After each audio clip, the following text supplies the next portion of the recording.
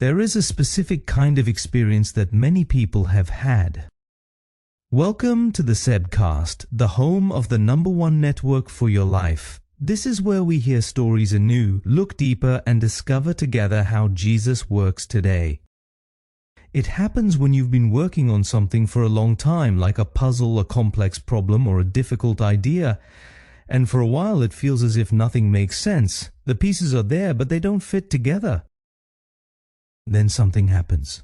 Suddenly, one piece clicks into place. When that happens, everything begins to look different. Suddenly, you see how the rest of the pieces fit together. The puzzle hasn't changed. The pieces were always there, but your understanding of the whole shifts.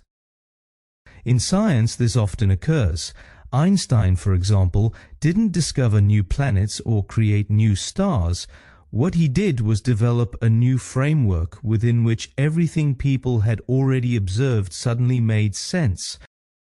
That's the difference between knowledge and insight. Knowledge gathers data. Insight sees how the data fits together. According to the New Testament, that is exactly what happened to the first Christians. For years they read the scriptures. They knew the stories of Abraham, Moses, and David.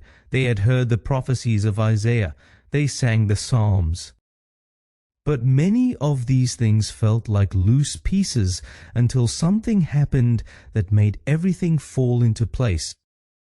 Paul describes this new perspective in a simple way in 2 Corinthians 1:20. For no matter how many promises God has made, they are yes in Christ. It's an incredible idea. Paul essentially says that the entire biblical story, including all the promises, prophecies, and hope, converges in one place. It's like reading a novel and only realizing at the end why all the early chapters were necessary. Suddenly, you notice patterns you previously overlooked.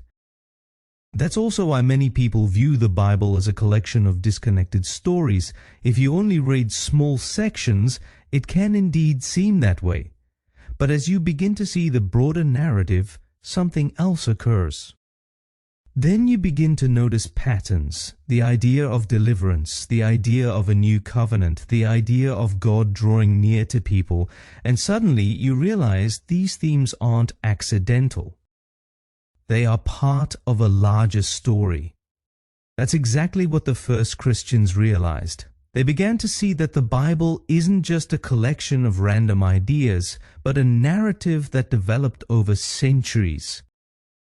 And when you begin to understand that larger story, it transforms how you perceive your own life, because you realize your life is also part of a broader narrative, not just your personal ambitions or plans, but a story that God is actively writing in the world.